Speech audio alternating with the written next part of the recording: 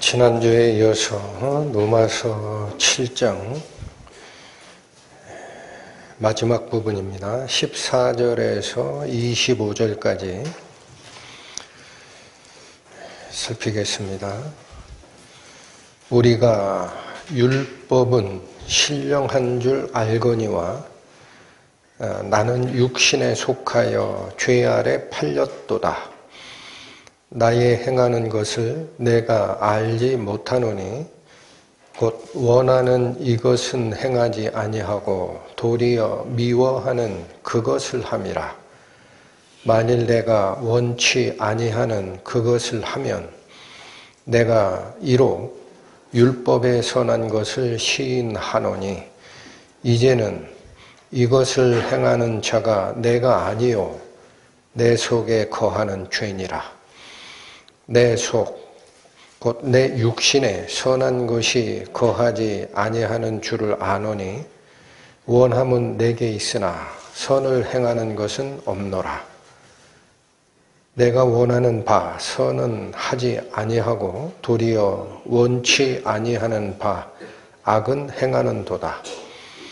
만일 내가 원치 아니하는 그것을 하면 이를 행하는 자가 내가 아니요 내 속에 거하는 죄니라.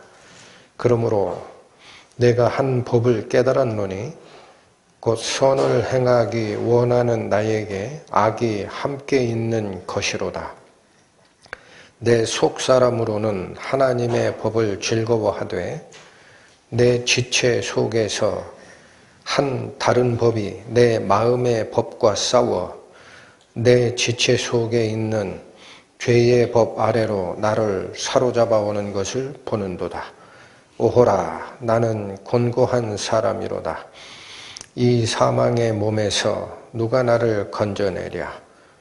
우리 주 예수 그리스도로 말미암아 하나님께 감사하리로다. 그런즉 내 자신이 마음으로는 하나님의 법을, 육신으로는 죄의 법을 섬기노라. 기도하시겠습니다. 하나님 아버지, 오늘 저희는 로마서 7장의 하반부에 기록된 구원받은 신자들의 속에 거하는 두 가지 법칙과 원리가 무엇인지 상고하고자 합니다.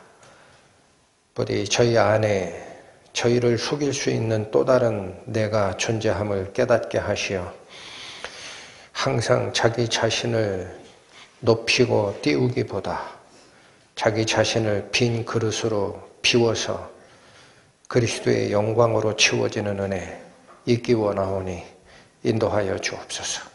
예수님의 이름으로 기도 올립니다. 아멘. 그 병법에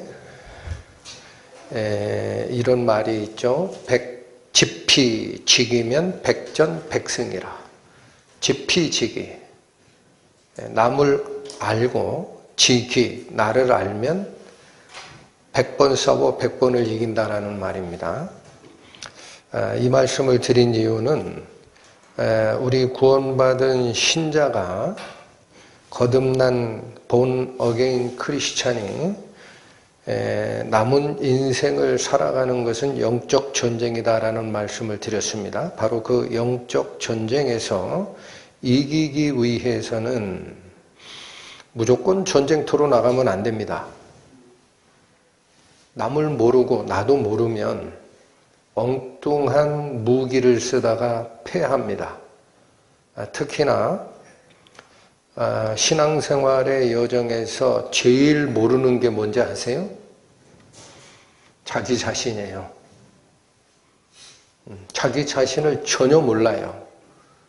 그리고 내 마음속에서 일어나는 생각과 음성들을 구원받은 신자가 하는 생각이라고 착각해서 그 말을 쫓아가다 보면 백전백패의 길로 갑니다. 그래서 오늘은 사도 바울께서 이 말씀하신 구원받은 신자 속에 있는 비참한 자기 모습을 꼭 확인하시고 하나님의 도우심을 기도하는 자로 영적 성장이 자라나는 저희 될 수 있도록 말씀 속으로 들어갑니다. 14절 갑니다. 우리가 율법은 신령한 줄 알거니와 나는 육신에 속하여 죄 아래 팔렸도다. 자, 앞에서 율법은 신령한 줄 안다라는 표현을 썼습니다. 그러면 여기 신령하다라고 표현된 이 말씀은 영적이다라는 뜻입니다. 그러면 영적이다라는 말은 무슨 말이죠? 바울의 서신서에서 영적이다라는 말과 반대가 되는 게 육체적이다라는 말이에요. 그래서 영적이다라는 이 말은 하나님으로부터 온 것이다라는 뜻입니다. 영적이다가 무슨 뜻이다? 하나님으로부터 온 것이다. 출처가, 율법은 하나님이 주신 것이고 하나님의 속성을 담고 있다라는 뜻입니다. 그런데 율법은 하나님으로부터 나온 거다라는 이 말씀 뒤에 나는 육신에 속하여 죄 아래 팔렸도다라고 얘기를 합니다. 자, 오늘 로마서 7장 14절에서 마지막 25절까지 나라는 존재에 대해서 집중을 해 주셔야 됩니다. 나. 이 나가 누구냐를 잘 기억하셔야 돼요. 이 나가 육신에 속하여 어디 아래 팔렸다? 죄 아래 팔려갔다. 그 말이 무슨 말이에요? 죄의 종살이 하고 있다라는 뜻입니다. 율법이 하나님으로부터 나와 영적인 가치가 있는 거룩한 존재인 거예요. 그래서 지난주 상고하셨던 12절 말씀대로 이로 보건대 율법도 거룩하며 이 말씀이 하나님께 속했다라는 뜻이었어요. 거룩히 구별된 쪽에서 나왔다. 계명도 거룩하며 의로우며 선하도다. 그래서 이렇게 하나님으로부터 나온 영적인 가치를 가지고 있는 율법이 존재하나 율법이 있지만 나는 그 영적인 단계, 영적인 세계에 연합된 게 아니고 어디에 연합됐다? 죄의 종로로 타는 상태로 살고 있다라는 겁니다. 그래서 더 진행하기 전에 많은 사람들이 오늘 저희가 살피고자 하는 로마서 7장의 그 하반부를 이 고백을 하고 있는 사도 바울이 구원받기 전의 상태를 이야기하는 거다라고 설명을 하는 경우가 많아요. 구원받으면 육신에 속하지 않고 영적으로 속한 거지 어떻게 육신 안에 속해서 죄의 종로로 탄다라고 할 수 있겠냐. 이건 말이 안 된다라고 생각을 합니다.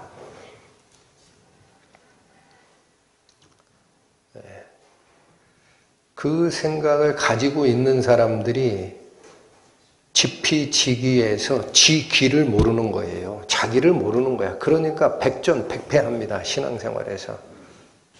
이걸 꼭 기억하셔야 돼요. 여기 나가 누군지가 말씀을 상고해 내려가는 과정에 분명히 드러날 거니까 꼭 기억을 하시고 구원받은 나예요.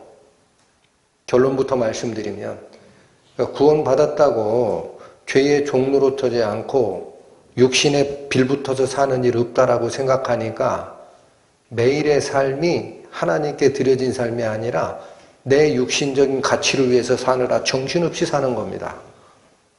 그걸 모르니까 거기서 뛰어나와야 되는데도 모르니까. 그러면 자 여기서 굉장히 중요한 이야기가 지금 나와야 돼요.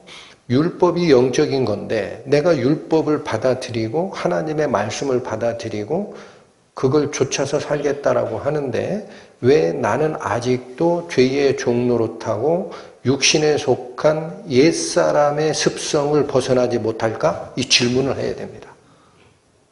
왜 그럴까요?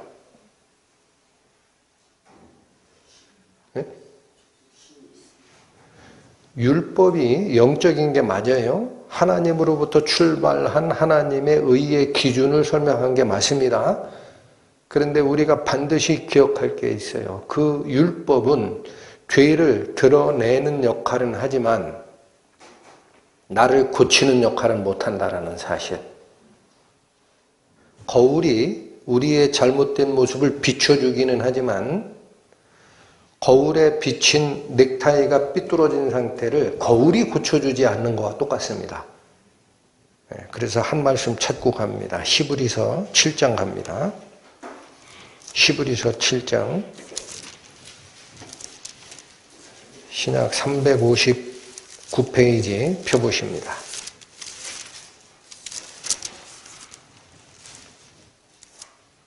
(19절) 말씀.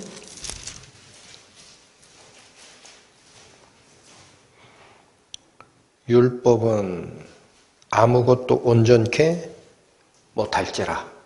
여러분, 율법이 온전케 하는 능력이 있다 없다? 기억하셔야 됩니다. 이에 그러니까 라는 거예요. 율법은 아무것도 온전하게 할 능력이 없어. 그래서 더 좋은 소망이 생기니 이것으로 우리가 하나님께 가까이 가는 거야. 이 더 좋은 소망이 예수입니다. 예수님이고 부활하신 성령님이고. 그러니까 율법이라는 건 나를 비춰보라는 거지, 율법이 나를 영적으로 깨끗함으로 인도해내고 육신에 속한 내가 종살이하는 죄의 종노릇에서 뽑아낼 수 있다라고 생각하지 말라는 얘기입니다. 다시 본문으로 돌아오십니다. 자, 이 14절이 사실은 신자, 구원받은 신자가 먼저 알아야 할 자기 상태라는 얘기입니다. 자기 상태. 그래서 이게 혼란스럽다라는 거예요. 구원 받았으면 우리 7장 전반부와 6장에서 계속 얘기하는 게 뭐예요? 죄에서 해방되어 의에게 종이 되었다라는 선언이 있었잖아요. 그러면 의로워져야지 왜 아직도 죄의 종노릇하고 있냐?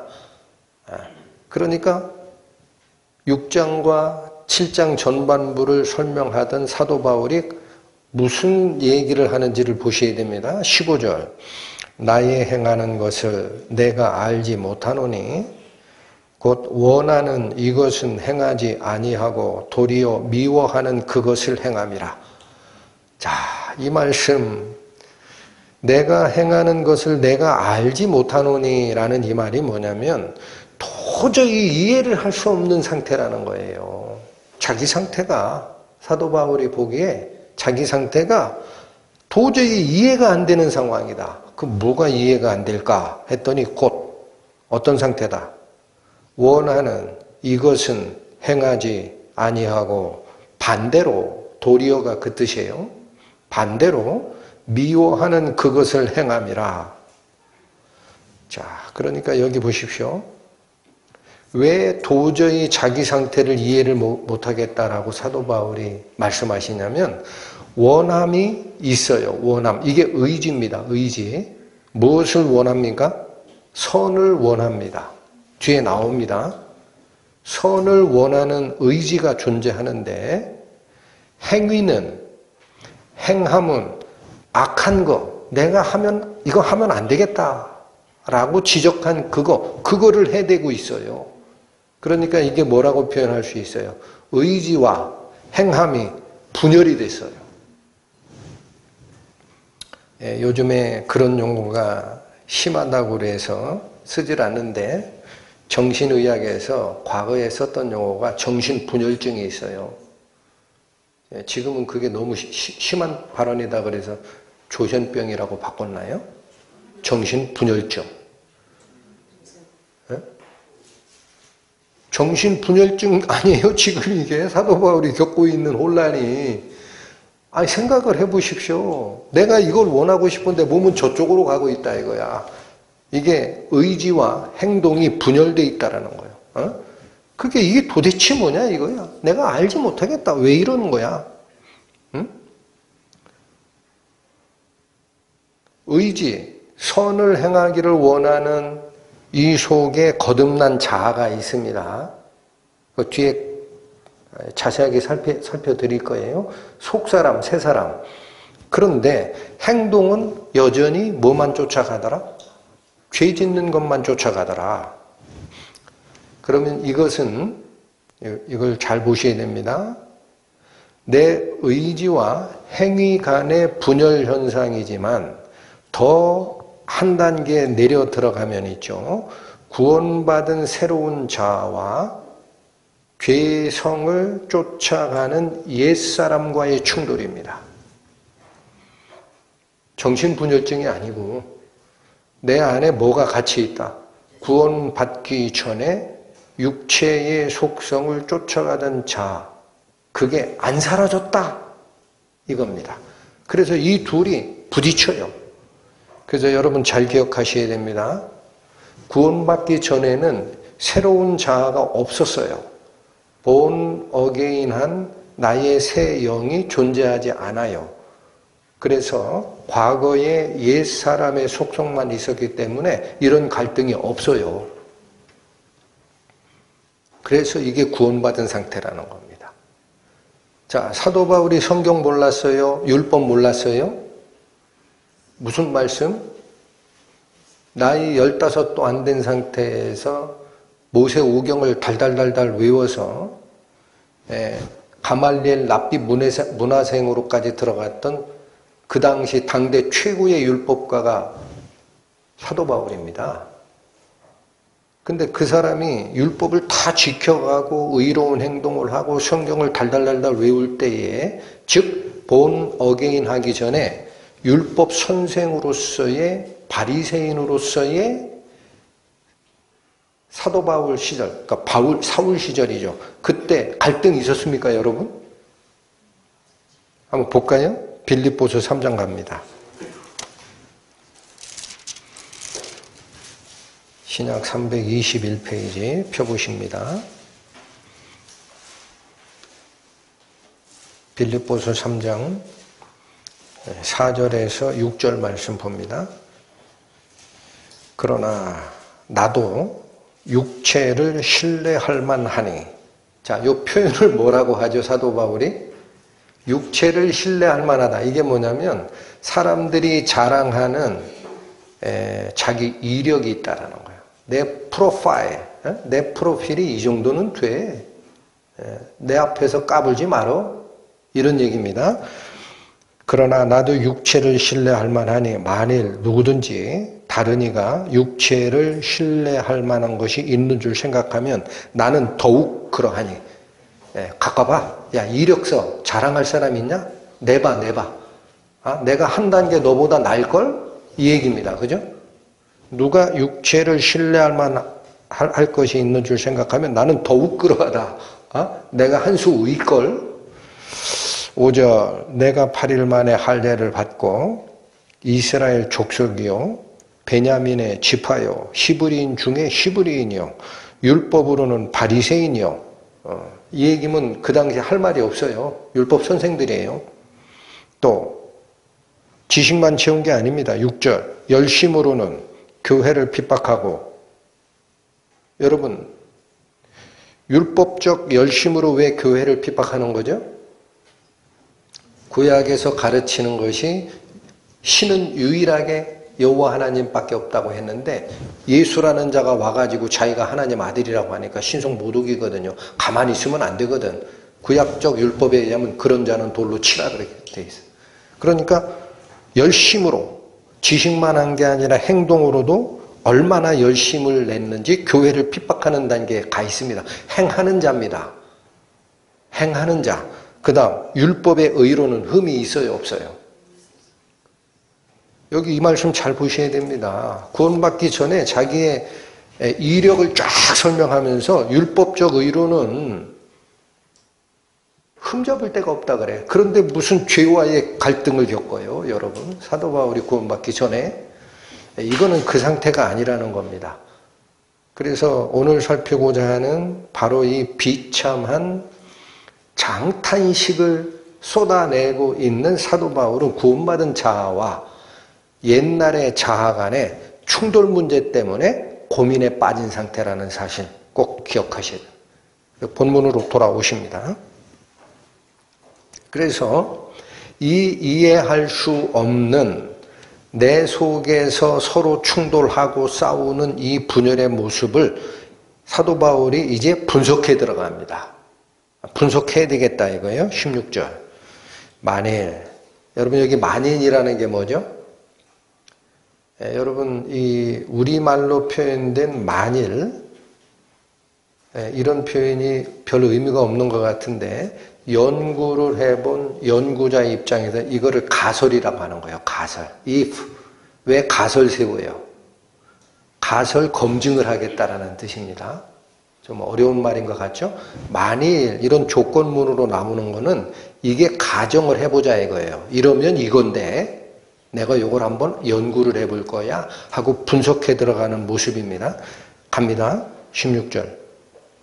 만일 내가 원치 아니하는 그것을 하면 이게 가설이에요. 만약 이런 상태라면 내가 이로 율법에 선한 것을 시인하노니 이게 결론입니다. 자, 이게 아주 너무 간단한 문장인 것 같은데 이렇게 보셔야 됩니다. 우리말로 번역한 그 16절의 상반절 가설이 만일 내가 원치 아니하는 것을 하면이라고 이렇게 돼 있어서 의미가 전달이 잘 안 돼요. 그래서 새번역 성경이나 다른 쪽 번역본에 가면 도움이 많이 되는데 이 가설을 어떻게 지금 세운 거냐면요. 원치 아니하는 것을 하면이라는 게 아니고 어떤 일을 하면서도 그 일이 잘못되었다고 생각하고 있다면이라는 거예요. 똑같은 뜻입니다. 자, 원치 아니하는 것을 한다라는 게 뭐죠? 원치 아니하는 것을 한다라는 게 뭐예요? 행위가 지나고 나서 이렇게 돌아보는 겁니다. 내 판단하는 자아가 했더니 저거 내가 원하지 않는 걸 얘가 했네? 이런 상태가 발생한 거죠. 그러니까 이 말이 뭐예요? 풀었으면 어떤 일을 딱 하고 나서 야, 이 일은 잘못된 일인데? 라고 생각이 들고 있다라는 상태야. 그렇다면이라는 거예요. 어떤 일을 하면서 그 일이 잘못됐다라고 내가 생각하고 있다면 그런 뜻이에요. 16절 하반절 내가 이로 율법에 선한 것을 시인하노니 이게 결론절입니다. 가설이 검증된 거예요. 그때 여기서 이로라는 것은 바로 그 가설이 가설적 상황이 맞다면 이제 이런 결론에 도달한다라는 거예요. 어떤 도달이냐? 내가 율법에 선한 것을 시인하노니. 자, 시인하노니라는 것은 인정한다라는 뜻입니다. 동의한다. 그러면 그게 무슨 말이냐면 나라는 존재가 율법이 선하다고 인정하고 있는 상태 아니냐라는 거예요. 다시 한번 풀어드릴게요. 16절이 가설 설정과 검증입니다. 무슨 가설을 설정했느냐면 어떤 일을 하면서 그 일이 잘못되었다고 생각하고 있다면이라는 거예요. 이런 상태라면 나라는 그 존재, 생각하고 있는 그 존재는 율법이 선하다고 인정하고 있는 상태 맞지 않느냐라는 거야. 그죠? 그러니까 잘못됐다라고 얘기하는 거지. 율법에 비춰볼 때 내가 했던 일이 잘못됐다라고 생각하는 존재인 나라는 존재는 율법이 맞다라고 인정한 상태에서 이 행위가 잘못됐다라고 얘기하고 있는 상태 아니냐라는 거예요. 어려워요? 안 어려워요? 그러니까 지금 이 말은 뭐냐면요. 내가 원치 아니하는 것, 근데 내 육체는 그거를 행하고 있다라는 거를 개인적 가치관의 입장에서 내가 원치 않는 것을 이 육체가 한다라는 게 아니고 율법적으로 맞지 않는 생각이다라는 거를 육체가 하고 있다라는 거예요. 이해가 되세요? 그래서 가설과 인정이 나온 겁니다. 그러면 여기 하나 확인할 게 있어요. 뭐는 똑바로 서 있는 겁니까, 여러분? 나라는 존재는 똑바로 서 있는 거예요. 왜? 율법이 맞다라고 인정하고 있다. 그런데 행동이 그렇지 않은 걸 하고 있다. 이런 얘기가 되니까. 그래서 여기서 나라는 거는 구원받은 자아입니다. 한 번 더 들어갑니다. 17. 이제는 이라고 표현했는데 요게 시간을 나타내는 이제라는 뜻이 아니고요. 헬라어적 의미는 이러한 사실로 볼 때라는 뜻이에요. 뉘앙스를 제대로 살리면 그런 뜻입니다. 이제는이 아니에요. 이러한 사실로 볼 때라는 뜻입니다. 이게 눈이라고 읽히는 단어인데 그 뜻이에요. 이러한 사실로 볼 때 뭐가 지금 드러나는 거냐면 이것을 행하는 자가 내가 아니요 내 속에 거하는 죄인이라. 여러분 자 쉬워요. 이 문장이. 번역이 어려워서 그랬지. 16절이 얘기하는 가설 검증은 뭐냐면 어떤 일을 하면서 이건 육체가 하는 거예요. 어떤 일을 하면서 내가 생각하는 자아는 이거 잘못됐는데? 라고 생각한다면 그 어떤 상태냐? 나라는 이 생각하는 나라는 존재는 율법이 선하다라는 기준 하에서 보고 있는 상태 아니냐라는 거지. 그죠? 그런데 이런 사례를 통해 보니까 나는 율법적으로 저거 하면 안 된다 라고 판단하고 있는데 몸이 가서 해버렸어. 그럼 내가 한 거예요? 내가 아닌 다른 존재가 행동을 이끌어간 거야? 그 얘기지. 그 17에서 이제 정리하는 겁니다. 아하, 하나 알았다. 하나 알았다. 잘못된 죄를 짓고 있는 거는 내가 아니라는 거예요. 나는 율법이 맞다라고 생각하는데 행동한 게 나라면 하지 말았어야 맞지. 근데 하잖아. 그래서 뭐를 분리해냈어요. 이러한 사실로 볼 때 이제는이 그 뜻이라고 그래요. 이러한 사실로 비춰보니 잘못된 일을 행하는 거는 14절부터 7장 저 끝에까지 가는 나라는 존재에 있어요. 나. 이게 구원받은 자입니다. 내가 하고 싶은 게 아니고 내 속에 죄가 나를 끌고 간 거구나. 이걸 어떻게 했다? 갈라냈다. 여러분 이게 중요합니다. 구원받은 자 안에 나라는 구원받은 자 말고도 뭐가 존재한다는 사실. 옛자. 네, 옛자.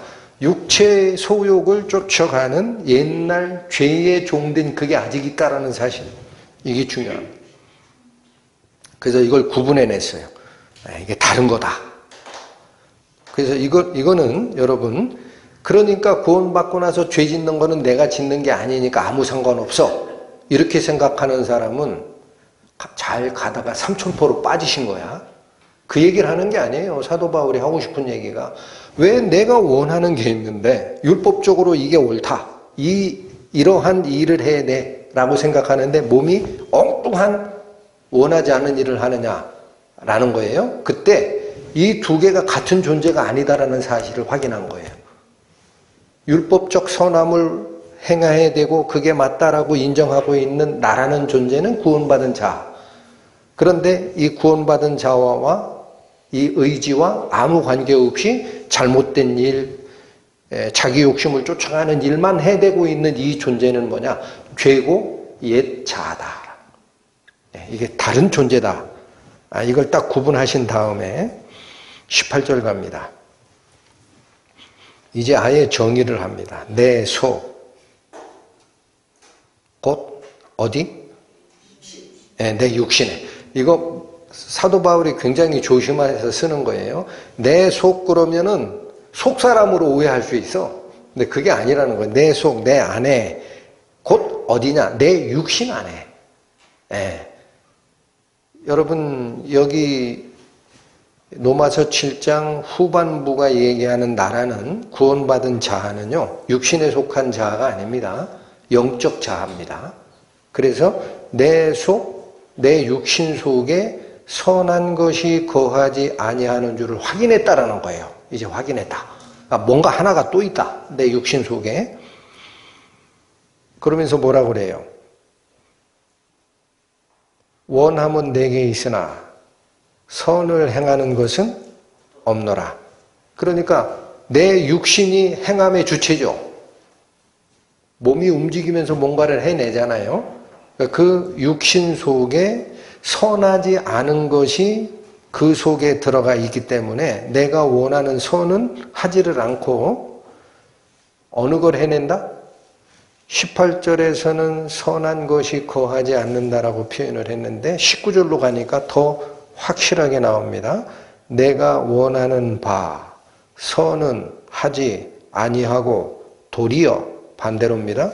원치 아니하는 바 무엇을 행한다? 네, 그러니까 나라는 존재는 선한 것을 추구하고 선한 삶을 살고자 하는 하나님의 선에 속한 자아가 있는 거예요. 자아. 거듭난 자아입니다. 그런데 내 육신 속에 이와 반대로 악한 것을 좋아하고 죄를 짓고자 하는 속성이 또 따로 있다라는 거예요. 이 둘이 대적자예요. 대적자. 선과 악은 대적입니다. 여러분, 선과 악이 같이 융합할 수 없습니다. 물과 기름이 섞이지 않듯 빛과 어두움이 함께할 수 없듯 그리스도와 벨리알이 연합할 수 없듯 전혀 다른 존재가 하나가 있다는 사실, 대적자라는 사실, 악한 존재라는 사실 확인했습니다. 그래서 20절 다시 선언합니다. 가설 검증을 통해 확실히 드러난 게 하나가 보입니다. 20절. 만일, 이것도 뭐예요? 이거 가설 검증 또 하는 거예요. 자, 이게 어떤 상황이냐 했더니 이 얘기입니다. 만일 내가 원치 아니하는 그것을 하면, 이게 뭐예요? 원함은 이건데 행동은 저쪽으로 가는 상태가 발생했다고 하면 그런 뜻이에요. 그러면 일을 행하는 자가 내가 될 수 없다라는 거야. 나는 원하지 않았는데 했잖아. 그러니까 이 존재는 내가 아니고 이제 확실히 찝어버립니다. 내 속에 거하는 뭐다? 죄니라. 그래서 여러분 구원받은 신자 속에 신분이 의로워지고 이 안에 영적 자아가 활동하고 하나님의 말씀을 사랑하고 하는 존재가 생겼지만 옛날에 죄를 쫓아가던 옛날에 내가 사라진 게 아니다라는 사실 꼭 기억하셔야 됩니다. 그걸 놓치면 구원받고 대충 살다가 모든 마음의 소리가 구원받은 크리스찬의 소리로 착각합니다. 착각합니다. 사실은 거의 전부 다 육신적 자아가 내는 소리예요. 그걸 모르니까 어디를 끊어낼지를 모르고 그냥 묻혀서 사는 거예요. 이게 문제예요. 그래서 사도 바울이 이 긴 20절까지 내려오면서 그건 우리를 향한 가르침입니다. 하나 선언하는 게 있어요. 구원받은 성도들아, 너희 속에 악한 것을 쫓아가는 구원받지 아니한 옛 자아가 너와 충돌하고 있음을 기억하라. 그게 지기입니다. 나를 안 거예요. 이 나를 아는 사실이 굉장히 중요합니다. 그래야 그걸 어떻게 처리할지가 나오니까. 그래서 자, 여기 20절에 이제 1차적 결론에 도달한 건데요. 여기서 나라는 내가 내 속에 거하는 죄와 다른 존재야 하고 갈라쳤죠. 죄 줘도 괜찮다라는 뜻이 아닙니다. 이거 오해하면 안 돼요. 사도 바울이 그런 말씀하신 적이 없어요. 그걸 이기는 방법을 설명하려고 하는 거예요. 그래야 적을 알아야 되니까. 밖에만 있는 게 아니고 적이 어디에 있다. 내 속에 옛날 자아 속에 있다라는 사실을 확인한 거지. 죄는 지어도 네가 진 거 아니야 라고 그냥 묻어버려라. 그런 가르침이 아닌 걸 꼭 기억하셔야 돼요. 그러면 자, 하나 더 확인합니다. 여기서 나라는 이 존재가 뭘까요? 여기서 나라는 존재 22절로 갑니다. 내 속사람으로는 하나님의 법을 즐거워하되, 이게 뭐죠? 19절로 가면 선을 원하는 나죠. 그죠? 22절 다시 봅니다. 내 속사람으로는 하나님의 법을 즐거워하되, 그러니까 선을 하기를 원하는 나라는 존재를 이제 바꿔주세요. 속사람. 속사람이 하나가 있어요. 그런데 23절 갑니다. 내 지체 속에 한 다른 법이, 여기서는 법칙, 힘이라고 얘기합니다. 파워. 내 지체 속에 한 다른 법이 뭐와 싸워요? 내 마음의 법과 싸워요. 그럼 이 내 마음의 법은 뭐를 얘기하는 거예요? 19절로 다시 가면 원하는 선을 원하는 자, 그게 마음이 원하는 거잖아요. 그러니까 23절에 내 마음의 법이라는 거는 22절에 하나님의 법을 즐거워하는 그걸 얘기하는 겁니다. 내 속사람이 하나님의 법을 즐거워하고 마음속에서도 그 하나님의 법을 쫓아가고자 원함이 있는 그 법이, 원칙이 있는데 23절 내 지체 속에서 다른 법이 있대요. 여러분 여기서 지체라고 표현한 게 그게 앞에서 얘기한 육신이라는 거예요. 육신, 육체. 육체 속에 하나님의 법을 즐거워하거나 선을 즐거워하는 그 마음의 법과 다른 뭔가가 있대요. 근데 이 법을 이어서 뭐라고 하죠? 23절 다시 있습니다. 내 지체 속에 한 다른 법이 내 마음의 법과 충돌하고 있다. 이어지기를 내 지체 속에 있는 무슨 법? 아예 못을 박았습니다. 그러니까 이 얘기입니다. 내 육체 속에, 나의 지체 속에는 죄를 따르는 법이 있어요. 근데 내 마음의 법이라고도 표현하고 내 속사람이라고도 표현하는 이 존재는 하나님의 법을 즐거워합니다. 두 개가 완전히 다른 존재가 내 속에 있는 거예요.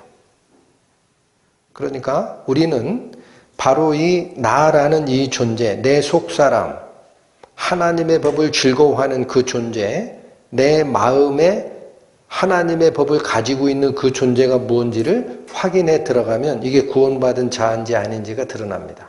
그냥 양심인지 구원받은 자인지. 그냥 양심도 이럴 수 있잖아. 여러분, 내 속사람이라는 표현, 신약성경 고린도 후서에 사용이 됩니다. 가봅니다. 4장. 신약 290페이지 봅니다. 고린도 후서 4장 16절. 그러므로 우리가 낙심하지 아니하노니 겉사람은 후패하나.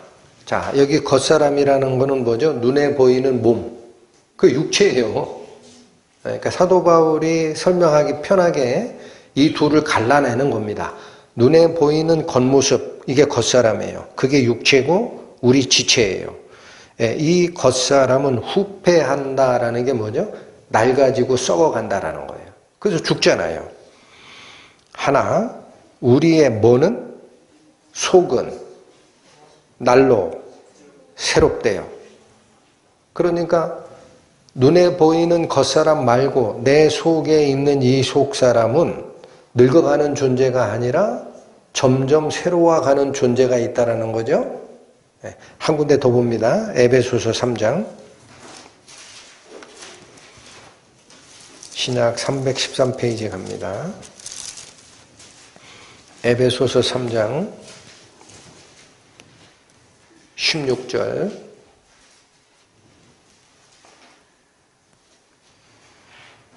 그 영광의 풍성을 따라 그의 성령으로 말미암아 너희 무엇을 강건하게 해라? 여기 확실히 나오죠. 속사람. 다시 읽어보세요. 그 영광의 풍성을 따라 그의 성령으로 말미암아. 성령을 통하여라는 거예요. 성령을 통하여 너희 어떤 사람을 능력으로 강건케 해달라? 속사람. 그러니까 이 속사람은 성령이 힘을 부여하는 내면적인 자아를 얘기할 때 쓰는 얘기입니다. 성령께서 강하게 해주시기를 원하는 그 내면적 자아, 이것을 뭐라고 한다? 속사람이라고 한다. 그러니까 그 죄 짓는 옛사람을 성령이 강하게 시켜주겠습니까? 그건 아니지. 그러니까 이 속사람이라는 개념, 우리 오늘 본문 22절에 내 속사람은 하나님의 법을 즐거워하나 라고 할 때 그 속사람은 구원받은 자를 얘기하는 거예요. 성령이 강화시켜주기를 원하는 속사람. 네? 그래서 그 22절, 7장 22절에 보면 내 속사람으로는 하나님의 법을 즐거워하되 이게 23절에 뭐라고 바뀌죠? 내 마음의 법이라 그래요. 속사람, 마음. 그래서 원하는 것은 선한 것을 행하기를 원하나 내 육체는 악한 것만 행하더라. 이렇게 대비시켜 놓은 건데 여러분 속사람, 내 마음의 법 이게 어디를 얘기하는 거죠? 어디? 더 확실하게 봐야 돼요. 어디? 구약 성경 갑니다. 에스겔 36장 갑니다.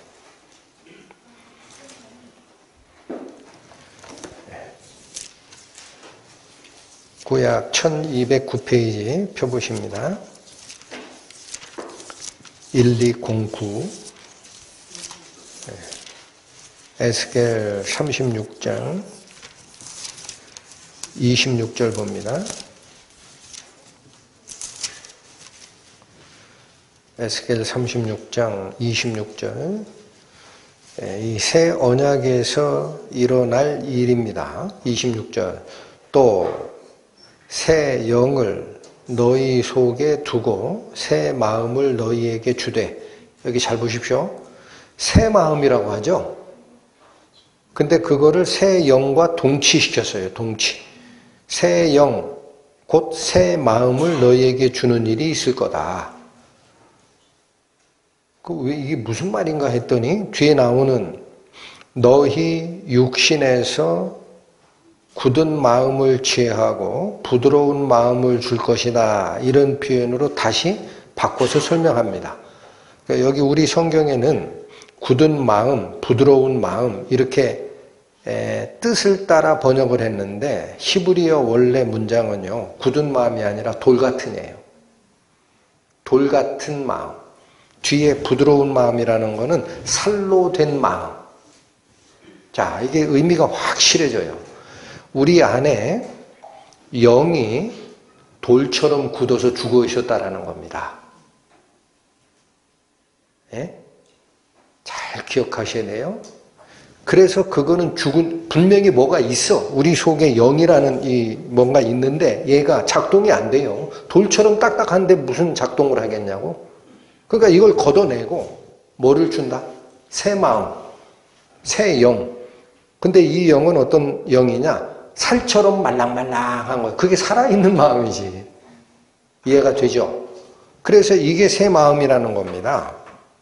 그러니까 오늘 로마서 7장 22, 23절에서 내 속사람은 하나님의 법을 즐거워하는 존재다라는 표현과 내 마음의 법이 있다라고 할 때 속사람과 그 내 마음이라는 거는 에스겔서 입장에서 보면은 옛날 돌처럼 딱딱했던 그 마음이 아니라 살처럼 부들부들한 마음, 그 영이 내 속에 살아있다라는 뜻입니다. 이게 첫 번째 변화입니다. 여러분 이게 어떻게 일어난 거죠? 예수께서 니고데모와 대화할 때 하셨던 말씀. 내가 이스라엘의 선생이지만 사람이 2번 나지 아니하면 하나님 나라는 볼 수조차 없다. 무슨 말씀입니까? 이해가 안 됩니다.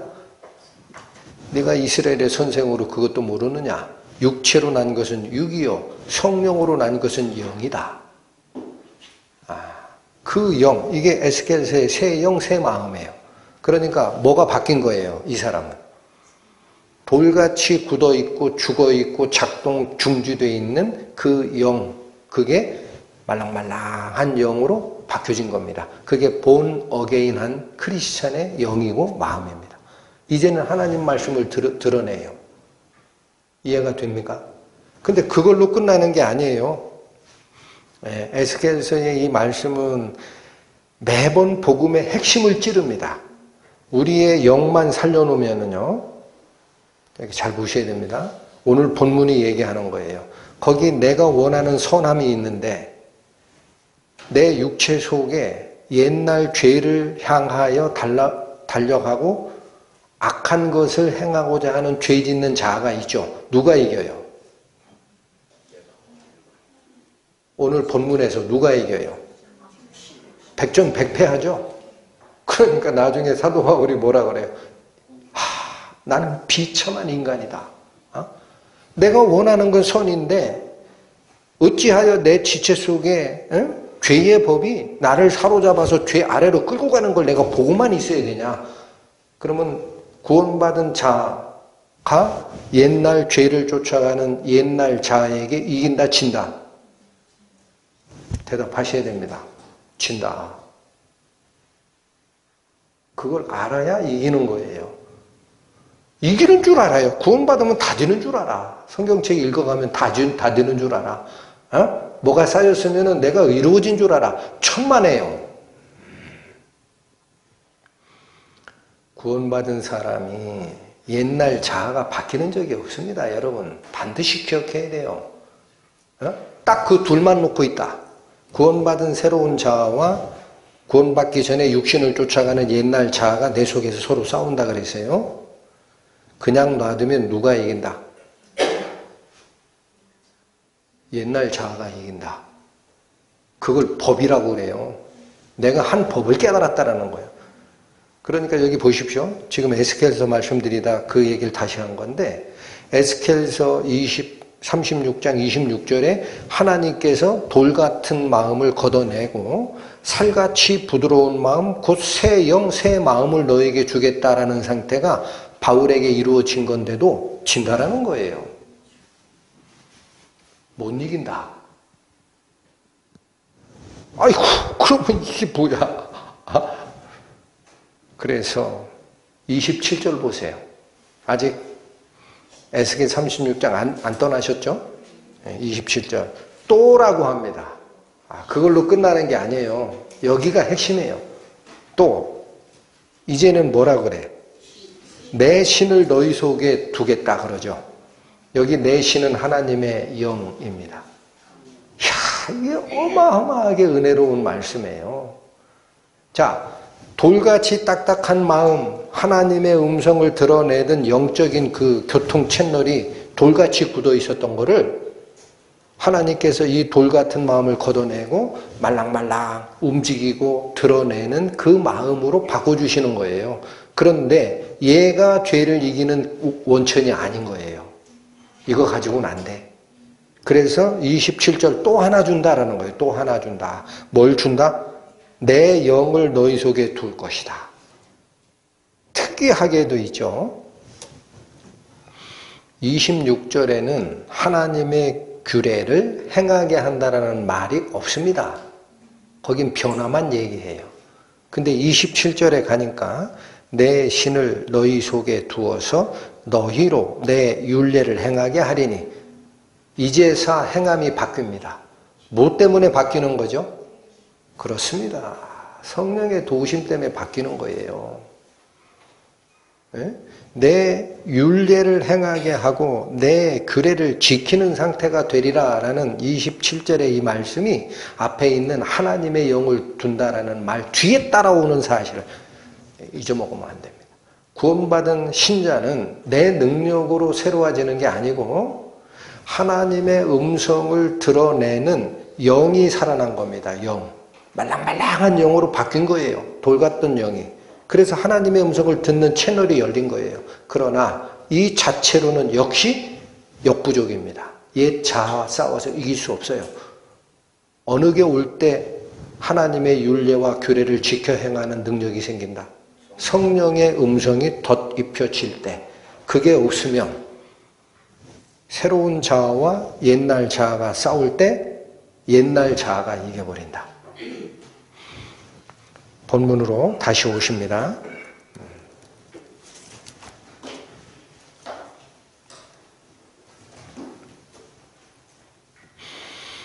22, 23절 속사람이라고 표현하기도 하고 내 마음의 법이라고 표현하기도 하는 이 원리가 하나님의 법을 즐거워하는 새로 거듭난 자아였다라는 사실. 그러나 내 지체 속에 있는 다른 법이 있고 그 법은 곧 죄의 법이 있어요. 그게 죄를 쫓아가는 또 다른 옛날 자아가 있습니다. 근데 이 둘이 싸우니 23절 누가 이겨요? 읽어보겠습니다. 내 지체 속에서 한 다른 법이 내 마음의 법과 싸워 내 지체 속에 있는 죄의 법 아래로 나를 사로잡아 오는 것을 보는도다. 구원받은 자아가 이깁니까? 옛날 자아가 이깁니까? 이거를 뭐라고 얘기합니까? 법이라고 얘기합니다. 그러니까 구원받았다고 죄에서 이기는 게 아닙니다. 구원받은 거는 하나님의 성령을 의지할 수 있는 채널이 열린 거예요. 그걸 꼭 기억해야 됩니다. 내가 이기는 게 아니에요. 그래서 21절, 자, 이걸 아예 법이라고 얘기합니다. 21절 다시 올라가 보면 그러므로 내가 한 법을 깨달았노니. 여러분 이 법이라는 용어를 쓰고 있는 것은 사도 바울이 여기에서 예외가 있다라는 이야기를 안 하는 겁니다. 법이라고 얘기한 거는. 법은 바뀌어요, 안 바뀌어요? 이 말씀을 잘 들으셔야 돼요. 이 원칙에서 벗어날 사람이 아무도 없다라는 뜻이에요. 이게 법이라는 의미입니다. 이 원칙에서 벗어날 자는 한 사람도 없다. 그러니까 사도 바울마저도 여기서 못 벗어난 거예요. 그래서 이 법이 뭐라고 하느냐? 선을 행하기 원하는 나에게 악이 함께 있는 것이 법이래.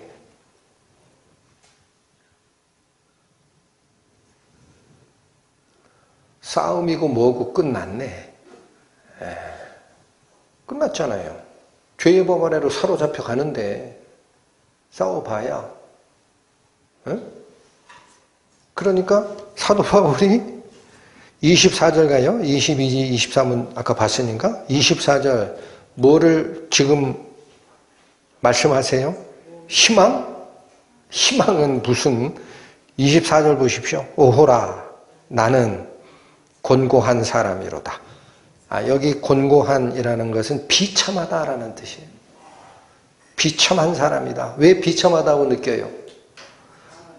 속에 있는 속사람이 돌같이 굳어있던 마음이 살같이 말랑말랑한 마음으로 바뀌어져서 하나님의 율법을 사랑하고 그것을 하기를 원하는 이제 하나님 형상으로 비슷하게 바뀌어갈 수 있는 판단의 자아가 생겼는데 아뿔싸.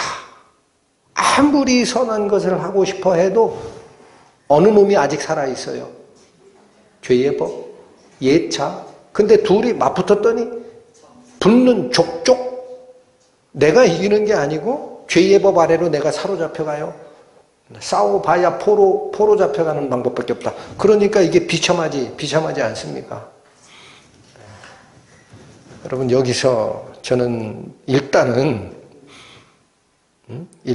그 뒤는 조금 이따 생각하시고 제가 하나 스스로에게도 질문을 하고 여러분에게도 질문을 드리는 게 하나가 있습니다. 구원 받았다, 은혜 받았다, 우리가 바로 그런 자다. 이 자부심 속에 가지고 사시잖아요. 하나님의 법을 사랑합니까? 속사람한테 물어보세요. 내가 정말 하나님의 법을 사랑하느냐? 하나님의 말씀을 듣기 위해서 다른 걸 다 제껴놓고 나는 갈란다 하고 있느냐? 그냥 오늘 빠지면 안 되니까 가야지 하고 가고 있느냐? 답변 쉽지 않습니다. 마지막 호흡이 내 코에서 정지되는 순간까지 내 속에 새로운 자아가 살아있는 사람은 하나님의 말씀을 들으러 모든 걸 포기하고 오게 되어 있습니다. 여러분, 내가 뭘 쫓아가는지를 다시 생각하세요. 그 말씀이 마지막에 죽음의 강을 건널 때 나를 붙드는 거예요. 여러분, 그걸 사랑한 사람이 그 강을 건너가는 거예요. 그 하나님의 말씀을 사랑했기 때문에 그게 죽음의 강을 건너갈 때 내가 너를 지킨다. 할렐루야. 어디 땀좀 파시고 계십니까? 도대체가. 그 썩어 빠진 육체에 뭐가 중요하다고? 응? 옛 어른들이 그랬어요. 죽으면 썩을 육체, 몸뚱아리 뭐가 그 중요하다고? 응? 내 속사람 다시 한번 점검하는 시간을 가지시고, 이 장탄식이 나왔으면 끝났죠. 응? 근데 자, 하나만 더요. 그러면 이 상태가 구원받은 신자의 상태라고 얘기하는 거예요. 로마서 7장이 말씀하시는 성령의 도우심 아직 안 나왔습니다. 에? 그거 개입하기 전에 성령의 도우심이라는 요소가 8장에 나와요. 이게 왜 엄청 중요하니까 7장에서는 거명을 안 해요. 8장에 나올 겁니다. 그건 다음 주에 다시 상고할 겁니다. 그런데 성령의 도우심이 없는 상태에서는 구원받은 자아와 옛 자아가 충돌할 때 백전백패한다라는 사실 꼭 기억하셔야 돼요. 그래야 정신 바짝 차린다고. 아, 이거 보통 일 아니구나, 이거. 어? 대충 살면 되는 게 아니구나.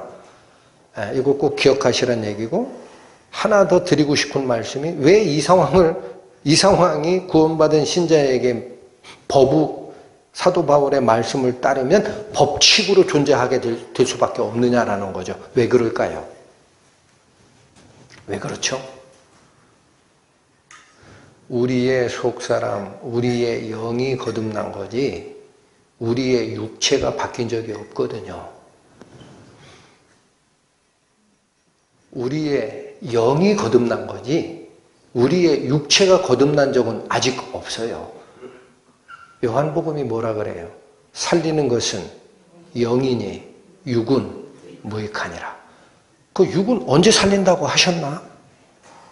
육 살린다고 했어요? 안 살린다고 했어요? 살린다고 했죠. 아, 그때 가면 끝나는 거구나.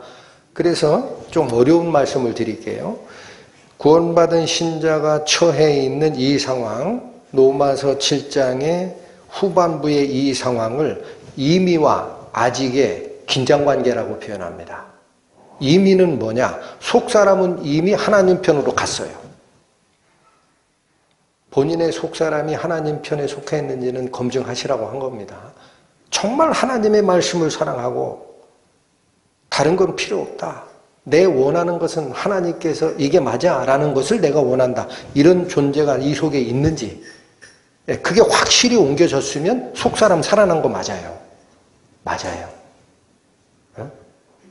그 속사람이 이미 하나님 편에 속해 있다는 것은 불변입니다. 여러분. 불변. 한 번 거듭난 영이 영적 생명을 잃어버리는 것은 천하에 그런 법은 없어요. 왜 그래요? 하나님이 영으로 인쳤으니까. 하나님이 도장 찍어놨으니까. 절대 안 바뀝니다. 안 뺏깁니다. 그럼 나중에 8장 후반절 다시 설명드릴 때 말씀드릴 거예요. 아무 피조물이라도 그리스도 예수 안에 있는 하나님의 사랑에서 우리를 끊을 자는 없다. 하나님이 성령으로 인을 쳐놨기 때문에 도장 찍어놨어요. 못 뺏어가요. 그러니까 속사람은 이미 하나님 편에 서 있어요. 이게 이미야. 이미 구원받았다. 그런데 몸이 아직이야. 그래서 이미와 아직, 영어로 얘기하면 already, not yet. 이미 속사람은 하나님 편으로 가 있고 호적이 이전돼 있고 성령의 인치심으로 그 속에 하나님의 말씀을 사랑하는 존재가 살아났지만 몸은 아직입니다. 이 몸이 언제 해결이 되느냐? 예수님 재림 때 해결이 됩니다. 약속하셨어요. 그때 다시 온다. 기다려라. 그때까지는 어느 관계가 계속 진행되는 거죠? 구원받은 새 영인 속사람 자아와 내 몸속에서 역사하는 죄성인 옛날 사람이 계속 같이 존재할 수밖에 없어요. 아마도 그걸 허락한 것은 하나님의 뜻이고, 하나님은 내 모든 운명을 나에게 맡겼던 회심의 문을 열고 들어왔지 않냐. 그러면 이제부터 진짜 모든 것에 대해서 맡기는지 훈련 좀 하자. 이 뜻인 것 같아요. 중간 훈련 기간 두는 겁니다. 결단했지? 모든 일에 정말 그렇게 하는지 훈련 좀 한번 하자. 그래야 뭐가 귀중한 걸 알아요. 하나님 귀중한 거 알고 예수 그리스도의 은혜가 나를 이끌어가는 것을 알고, 그래서 새로운 세상에 올 때는 오직 하나님의 은혜와 그리스도의 영광이 마음에서 갈망이 될 거니까 그걸 만들어가고 싶은 거예요. 24절 읽고 갑니다. 오호라 나는 곤고한 사람이로다. 나는 비참한 인간입니다. 이런 뜻입니다. 이 사망의 몸에서 누가 나를 건져내랴. 여러분, 아직 구원 안 됐다라는 이 선언입니다. 건지다가 구원이에요. 물에 빠진 사람 건지는 게 구원이듯이. 그런데 어디에선 아직 구원받지 못했다? 몸입니다. 몸. 그게 죽을 몸, 죄 짓는 몸, 사망의 몸이라고 표현한 거예요. 여기서는 아직 구원받지 못했대요. 그러니까 이 절망스러운 이 질문을 탁 던진 다음에 여러분 보십시오. 25절 갑자기 24절에 장탄식이 25절에 감사로 바뀝니다. 우리 주 예수 그리스도로 말미암아 하나님께 감사하리로다. 이 변화를 이해를 못해요. 성경을 읽어나가면서. 그 후대에 누군가에게 손댄 거다라고 얘기하는 신학자도 있어요. 심지어. 아니 말이 안 되잖냐.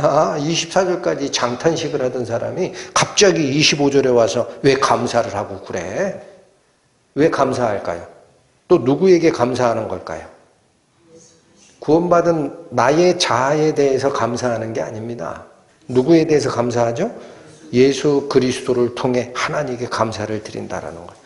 이게 왜 감사를 드려야 될 일입니까? 24절의 마지막 이 사망의 몸에서 나를 구원해 줄 희망이 그리스도시니까. 그래서 감사를 드리는 거예요. 그때 가면 해 주실 거니까. 자, 로마서 8장 10절 가보십니다. 8장 10절 잘 보십시오. 또 그리스도께서 너희 안에 계시면 몸은 죄로 인하여 죽은 것이나 영은 의를 인하여 산 것이니라. 그러니까 아직 몸이 살아난 적이 없다는 거예요. 우리 크리스찬들은. 그러면서 뭐라고 얘기하시느냐? 희망이 나옵니다. 몸 언제 살리느냐 이거예요. 아직 몸은 죽은 상태고 영만 살아난 상태인데 그 몸은 어떻게 할 거야? 11절 예수를 죽은 자 가운데서 살리신 이의 영, 이게 하나님의 영이죠? 그 하나님의 영이 너희 안에 거하시면 그리스도 예수를 죽은 자 가운데서 살리신 이가, 즉 하나님께서 너희 안에 거하시는 그의 영으로 말미암아 너희 죽을 몸도 살리시리라. 하나님께서 몸의 구원을 포기하신 게 아닙니다. 밀어주신 겁니다. 우리의 훈련을 위해 진정 하나님을 사랑하는지 훈련 좀 쌓아라. 그걸 위해 뒤로 밀어주신 거고, 이 일은 하나님께서 약속하시고 그리스도께서 확증하신 우리의 부활입니다. 고린도전서 15장 갑니다.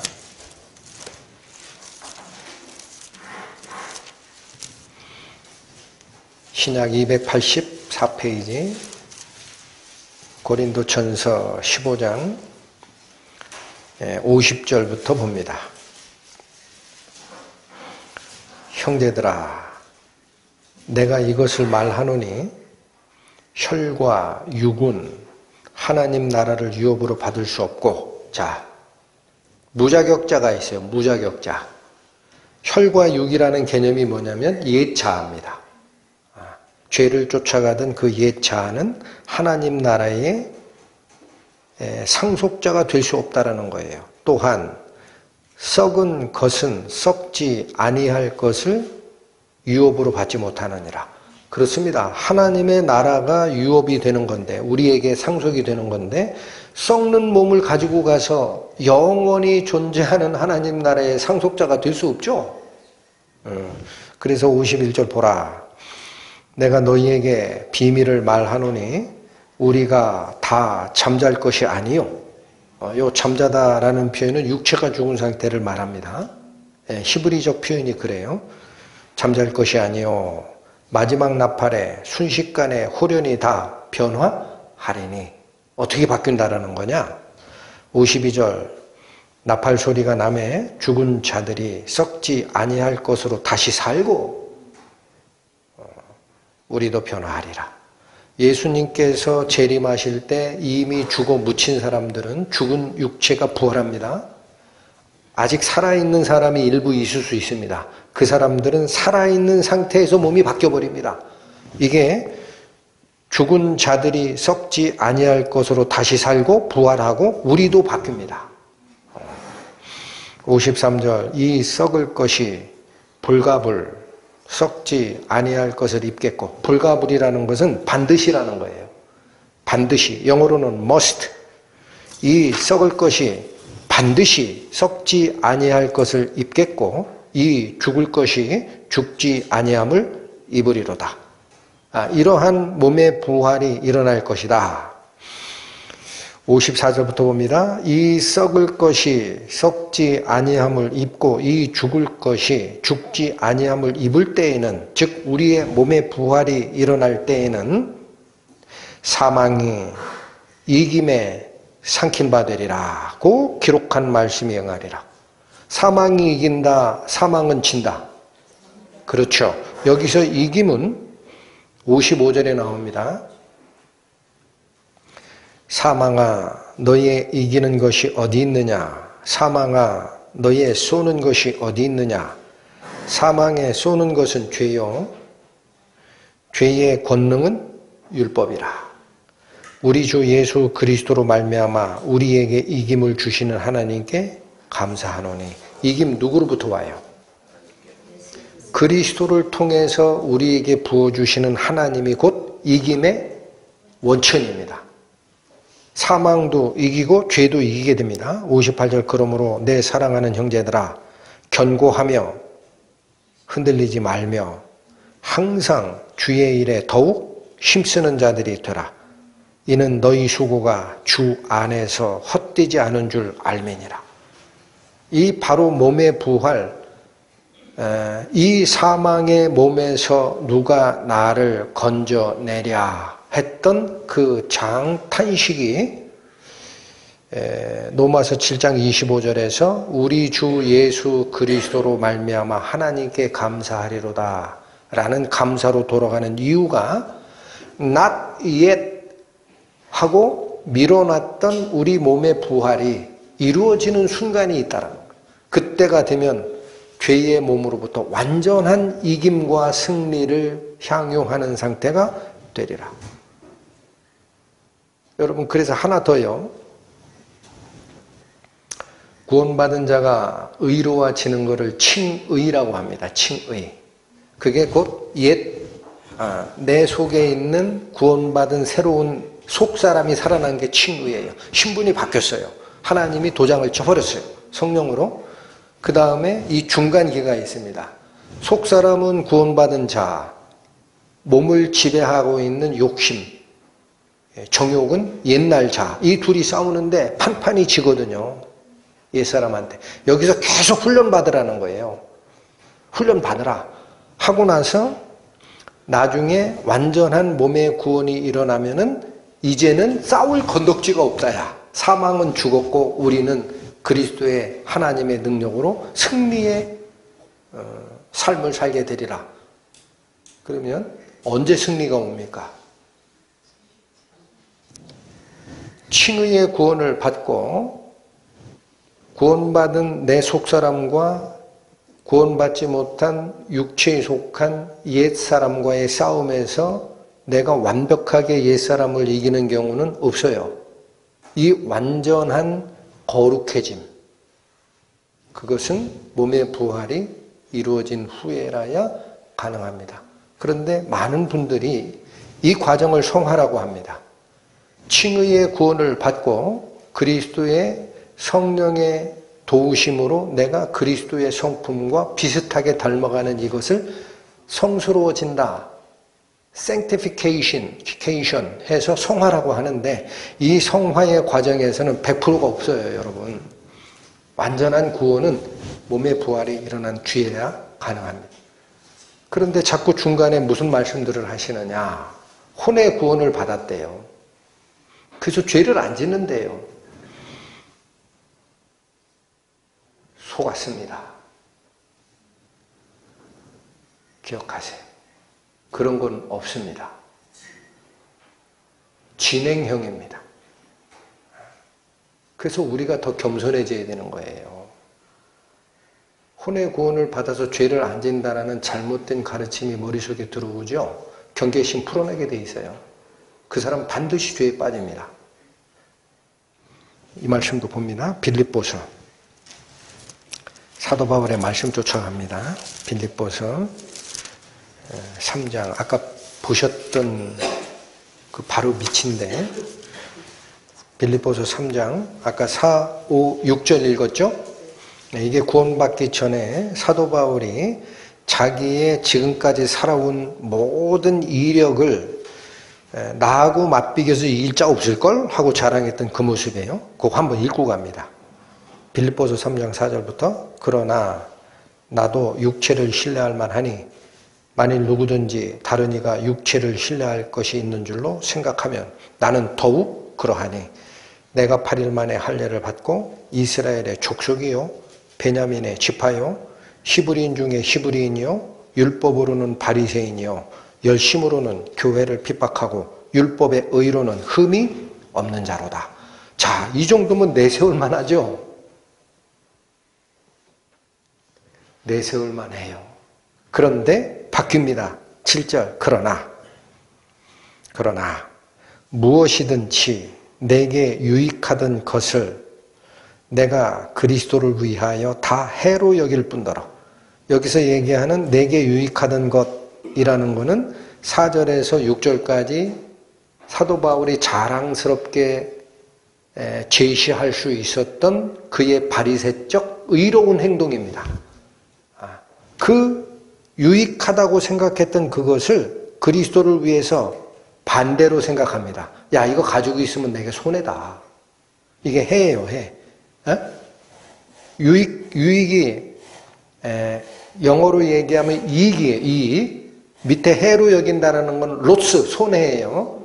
이거 가지고 있으면 나에게 손해다. 라고 여길 뿐더러 8절 또한 모든 것을 해로 여기면 자, 위에서 제시했던 율법선생 바리새인으로서 살았던 흠없는 그 생활 그것뿐만 아니라 나머지 것 전체도라는 것이 8절의 모든 것이에요. 그러니까 인간적인 자랑, 인간적으로 뭔가 내세울 만한 것, 그 모든 것을 해로 여긴다 이거예요. 그거 가지고 있어봐야 신앙의 손해다. 그 왜 그러냐 했더니 내 주 그리스도 예수를 아는 지식이 가장 고상함을 인함이라. 그게 가장 고결하다라는 거예요. 예수님을 아는 지식은요, 여기서 말하는 예수님을 아는 지식은 머리에서 인지하는 지식이 아니라 경험적 지식을 얘기합니다. 그게 성화의 가르침과 경험입니다. 이게 제일 중요하다라는 거예요. 내가 그를 위해 모든 것을 잃어버리고 무엇으로 여긴다?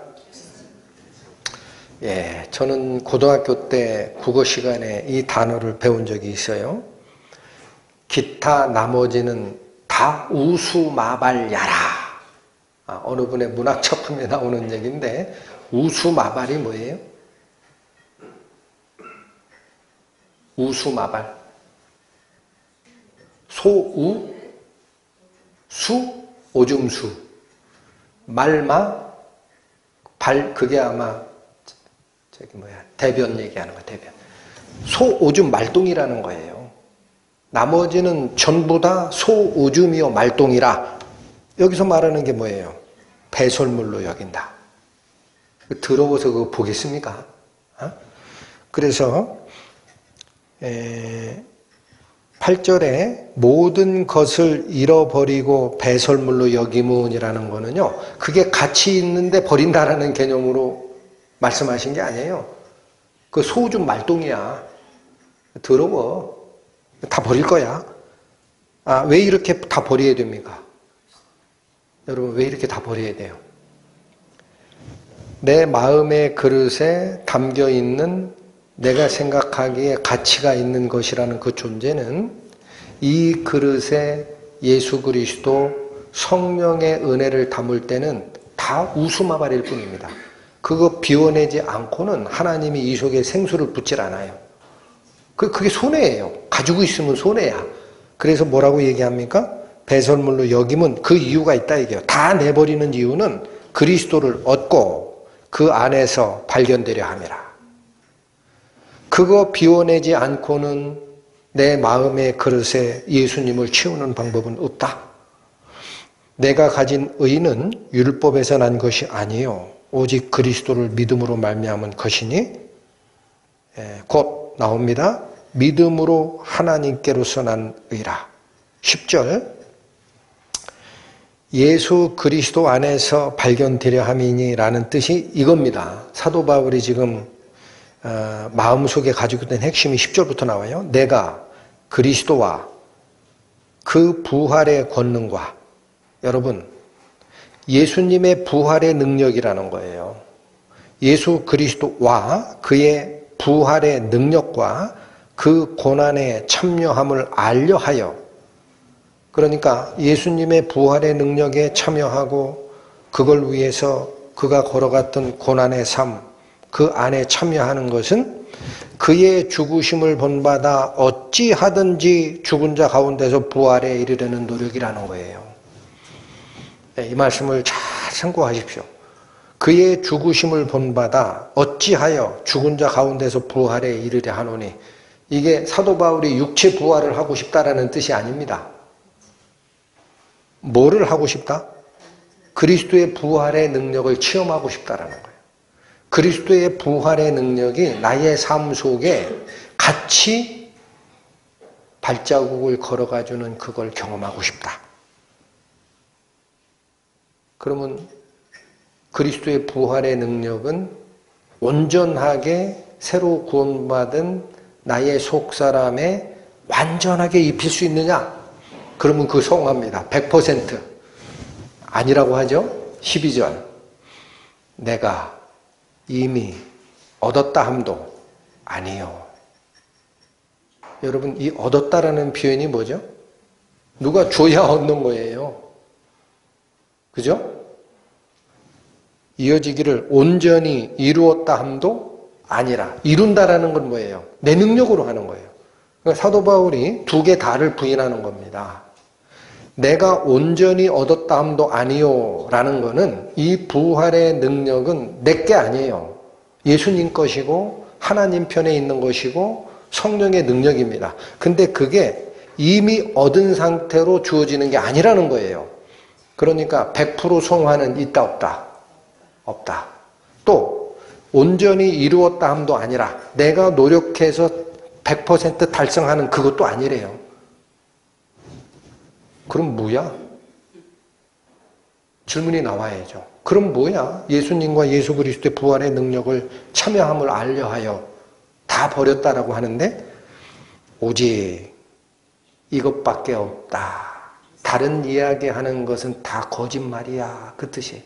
오직 내가 그리스도 예수께 잡힌 바 된 그것. 이게 뭐죠? 부활의 능력입니다. 부활의 능력. 그것을 잡으려고 쫓아가노라. 진행 중인 거지 완성해서 하나님이 한 번에 주시는, 자, 여기 잘 보세요. 칭의의 구원은 한 번에 주세요. 나를 의롭다 하고 성령으로 인치시는, 양자로 입적해주는 그 사건은 단번에 끝납니다. 그러나 지위가 바뀐 다음에 예수 그리스도의 성품으로 바뀌어가는 성화의 과정은 단번에 주는 게 있다. 그런 이야기하는 사람들 혹시 들으면 거짓말인 줄 알라, 그 뜻입니다. 혼의 구원을 받았으니까 죄를 안 짓는다, 거짓말이야. 그런 얘기 하지 말어. 계속 쫓아가는 길밖에 없어. 그죠? 앞에 있는 표대를 쫓아간다라고 합니다. 13절, 형제들아 나는 아직 내가 잡은 줄로 여기지 아니하고, 다시 나와요. 오직, 이 상태밖에 없다. 한 일, 즉 뒤에 있는 것. 내가 이미 했던 일이 있어요. 그건 시간의 흐름에서는 뒤쪽 거예요. 이게 지금까지 쌓아오면은 이루는 과정이 있어요. 10% 했다, 20% 했다, 30% 했다, 50% 했다, 70% 했다. 그러니까 앞으로는 20%만 더 하면 돼. 이게 뒤에 한 일을 기억하는 상태예요. 근데 여기 뒤에 한 일 잊어버린다고 하죠. 왜? 쌓는 게 아니니까. 쌓을 수가 없어요. 그건 잊어버리고 앞에 있는 것을 잡으려고 표대를 향하여 그리스도 예수 안에서 하나님이 위에서 부르신 부르심의 상을 향하여 쫓아가는 것밖에 없다. 여러분, 이게 완전히 잡혀진 것은 누구 안에 잡혀진 거예요? 성도 안에 잡힌 거예요? 예수 그리스도 안에서 잡혀진 거예요? 그렇습니다. 부활의 능력은 예수님 손 안에 있는 겁니다. 그래서 우리는 반드시 구원받은 자와 옛날 욕심에 이끌리는 옛 자아 간의 싸움의 과정에 있다라는 사실 잊어버리시면 안 되고, 내가 옛 자아를 이기는 힘이 있다라는 것도 속으면 안 돼요. 누구를 의지하는 방법밖에 없다. 성령의 도우심. 그 사도 바울이 계속 서신 써서 얘기하는 것은 내 몸에서 그리스도가 영화롭게 되기를 원한다. 그렇게 합니다. 그게 성령의 능력이 나의 약함 속에서 활동하시고 나를 이끌어가는 은혜가 있기를 원한다라는 뜻입니다. 다음 주에는 성령의 은혜를 어떻게 도움을 받는지에 대해서 살피도록 합니다. 기도하시고 마치겠습니다. 하나님 아버지 감사합니다. 하나님의 의로움으로 저희에게 입혀주시고, 너희는 이제부터 옛날 자아가 너희를 이끌고 가는 그 길이 너희를 대적하는 적임을 기억하고 항상 마음속에 성령의 음성을 듣도록 노력하고 그에게 전권을 넘겨드리는 훈련을 쌓으라. 이 가르침이 오늘 저희가 상고하였던 로마서 7장 후반부의 확실한 가르침임을 압니다. 부디 남은 시간 저희가 하나님을 쫓아가는 길에 서 있을 때에도 이 경계심 잊지 말게 하여 주시고, 문제가 생길 때마다 자기 자신을 믿지 말고 저희에게 능력 되시는 그리스도의 부활의 능력에 무릎 꿇고 기도하는 저희 될 수 있도록 저희 손을 잡아 인도하여 주옵소서. 예수님의 이름으로 기도 올립니다. 아멘.